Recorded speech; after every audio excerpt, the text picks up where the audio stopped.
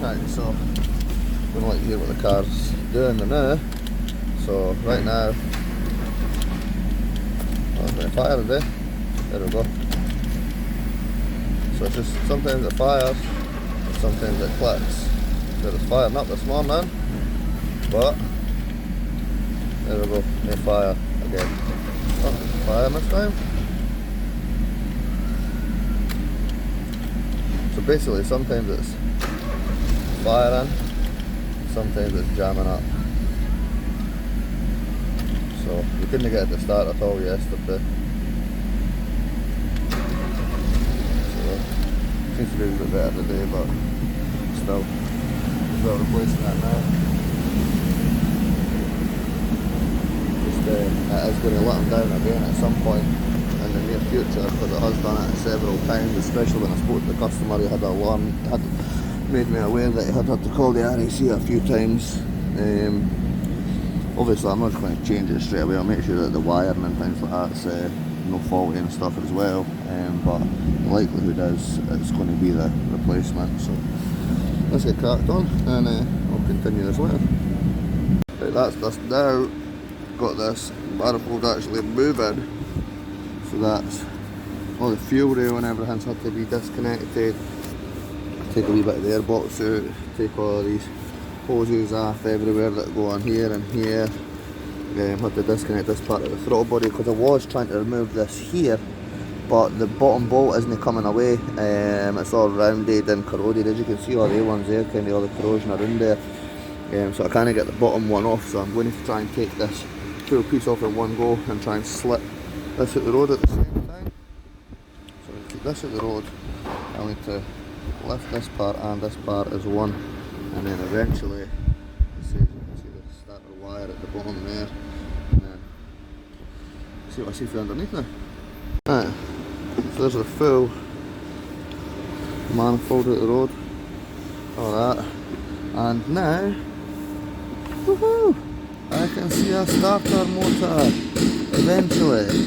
So now I just need to remove this and replace it. I've already disconnected the battery. That was the first thing we've done anyway, so we don't need to worry about anything like that. So let's get cracked on. Now found the starter. Everything's nice and tight on the starter, so there's no like bad earths or anything like that. It's not getting a good connection. I mean, everything seems to be okay. It's a wee bit of green, but that's pretty normal. You always get a wee bit of green. It's a big massive wire, so it'll be alright. Just start taking it off. That'll be us eventually. So even once you get it to here, there's actually still a couple of brackets like here and stuff that you're even still going to need to take off before you're going to get the starter out.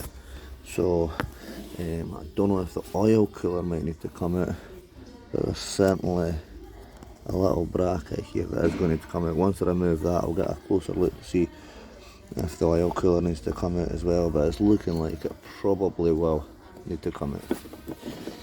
So it's some job if you're going to take it on. Right, so that's the starter motor out. Didn't need to remove that bracket.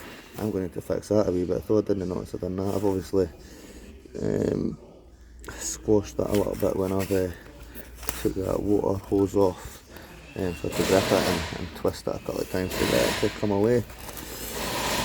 So yeah, look at starter motor ready to go on. Let's go bang that in, and then that should be us all good. Happy days. Cool. Put a new one in and then get cracked on with this stuff. That's a new starter eventually in place. By the way, I did also have to remove this, which that doing in there, other way. So doing like that. So before I bolt it back in place, I'm going to keep it loose, and I'm going to put this back in at the same time, because I was fear that when I bolt this back up, I'm not going to be able to put this in, but vice versa, I can't get that in with this in the way. So it's just one of these tricky, stupid things that always seems to be the case. So we'll get this done. In fact, I'm going to fix that before I do any of it.